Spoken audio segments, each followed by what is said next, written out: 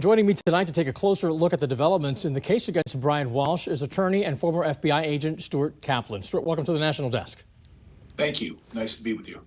Our pleasure. Brian Walsh's Google searches, Stuart, revealed in court earlier this week are pretty alarming, but his attorneys say that that's basically all the prosecution has and that it's not a strong case. Now, of course, we've heard of other evidence in the case, bloody items, surveillance video, etc. What do you make of the evidence that you've been made aware of and how the defense is approaching this right now? Well, look, when you parcel out the internet searches, those searches in and of themselves, there's nothing wrong, meaning there's nothing illegal about that. We can all go online, as maybe as strange or as confusing or even just, confusing, to maybe search out, how to kill someone or how to dispose of a body. That in and of itself, nothing illegal about that. You can't be prosecuted for doing those type of crazy searches. However, when you bundle together all of the pieces of the puzzle and you start to build what the puzzle ends up looking like, and that is obviously the murder of his wife, Ana Walshe, it starts to paint the picture. And I think that when you look at the blood stain, the fibers, the DNA evidence. Yeah, it doesn't look like a weak case after all, right? In fact, if anything, I think it's a very strong, overwhelming circumstantial case. So let's look a little bit more into these Google searches. They included dismemberment, disposing of a body, but also searches related to divorce and how long it takes to inherit money from a missing person. Is this enough to prove a motive? He didn't want to be with her and he wanted her money.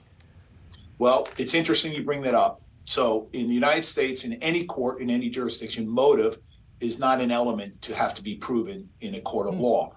So motive, we don't really have to know what his motivation is. Obviously, I think we have come to realize this guy is a fraudster. He probably thought maybe divorce is not going to pay out as much, and so it would have been easier for him to murder her and then take over all of, from what we understood, she has a large amass of real property, and so maybe that is his motive. But again, not necessarily to be proven in a court of law. Good to know that. Now, Ana Walshe's body has not been found. It doesn't make it impossible, but perhaps a little more difficult to prove that there is, in fact, a murder here. How does DNA found in those dumpsters that we were talking about there, along with her purse and other personal belongings, how does that play into evidence of murder without a body? And how could the defense argue against that type of evidence?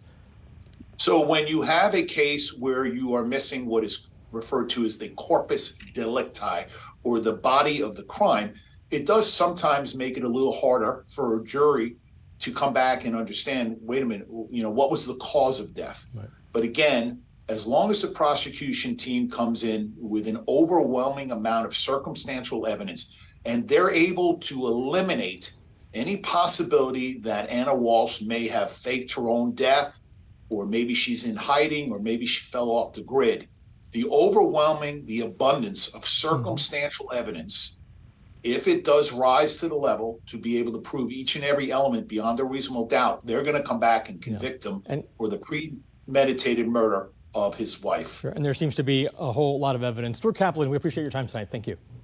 My pleasure.